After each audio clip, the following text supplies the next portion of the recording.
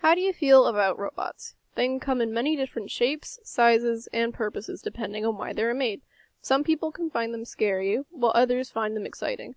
I personally gotta say that I'm part of the second group, as that's what I based my scenario around this year.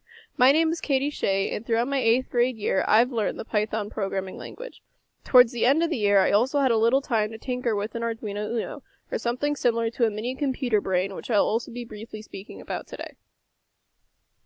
To start off, I'll just quickly mention what initially first sparked my interest in this type of tech. It was honestly just watching people on YouTube making oddly specific robots or watching them use them, such as battle bots or a spike made to get tomatoes out of salad. It was never anything big that got me drawn to this, it was honestly just the fact that I thought everything looked really cool. After being inspired by YouTube and just occasionally seeing robots used in person, I decided to spend this year learning and researching Python code, one of the most basic programming languages. I first began to learn just by Googling basic coding concepts, such as conditionals, variables, and booleans. First, conditionals are a type of function that relies on another concept. One of their most common forms are written as if-then statements, and here's what they look like. What they do is basically check if a value is set as something specific and run a line of code depending on what it is. One way to think of this is if you're looking to buy something with a budget in mind.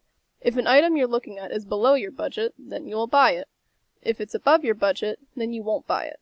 So, going back to our example, variable 1 would be representing the item you're looking at, and x would be how much money you can spend in mind. If would be your choice if the item costs less than your budget, and else would be if it was above your budget.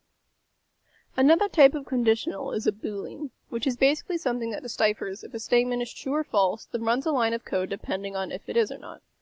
Booleans make up half of what conditionals are, because a conditional cannot run without being able to tell if a statement is true or not. Going back to our previous example of code, you might have noticed that there are two equal signs in between variable 1 and its command. This is a type of Boolean operator that tells the code if something is true or false, then tells it to run the code if said something is true. Here are some more examples of operators that you can pause to look at if you'd like.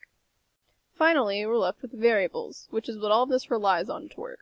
Variables are exactly what they sound like. They hold values that can change or vary depending on your written code. They can hold the values of numbers, text, or whole commands. In our running example of code, the variable used throughout is listed as variable 1, which first begins with holding the value of the text x, but later changes in the code to print out which example it is.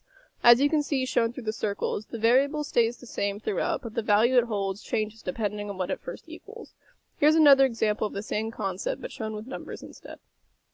Okay, now that crash course is over, I'm going to tell you how I learned about all this and what I plan to do next. But before all that, just remember that if you want to learn more about any of this, that it's okay to be confused and that it takes time to get a good grasp on everything. If I went too quick, feel free to rewind or look into some more things in your own free time. There will be some helpful sources in the description if you need them. Anyways, at the beginning of the year, I used guides I found on Google, videos, and online books to learn for a while. But then I soon moved on to an online class where I was taught these concepts in more detail and shown how to viably combine them. Here's one of the programs we wrote in that class utilizing the concepts that I just went over. So I know this looks like a lot at first glance, but all this code does is print out a little sentence into the console and then it asks the user what it wants to plug into the next sentence. So here we can see that it asks us the question, what do we want to give to the mouse? Then using the input command with our first variable, choice 1, we can tell the computer that we want to give it either milk, apple juice, or just whatever. And depending on our choice, it will either plug in the choice 1, which goes with milk if we type in milk, or apple juice. And then after that, it will plug in choice 2, which with milk it will be pancakes, with apple juice it will be an omelet, and with just whatever it will be ice. So here, you can see that if we type in milk, you have to be specific, because if you mess it up, it will just go straight to else instead of the third option in the if-then statement, the mouse will also want some pancakes. But if we do it again with apple juice instead, we can see that the mouse will ask for an omelet. And then if we try for a third time, we can see that if you just type in something random, then it will just plug that in and then ask for some ice to go with it. After learning this through these classes, I explored a little bit more on my own with actual hardware, like Arduinos. Arduinos are these little motherboards you can control and wire up to mechanisms using smaller parts in your own code and computer. In simpler terms, it's a mini computer that you can customize yourself, which is what I've been experimenting with on my own. As for my goals for the future, I plan on finishing my personal Arduino project over the summer by fixing the code so I can turn these motors on and off with a physical button. Further from there, I'd like to be able to learn how to build more mechanics from scratch, which I hope to be able to do in the high school with the robotics team. If you are even slightly interested in similar types of mechanics and programming, don't hesitate in trying to learn for yourself.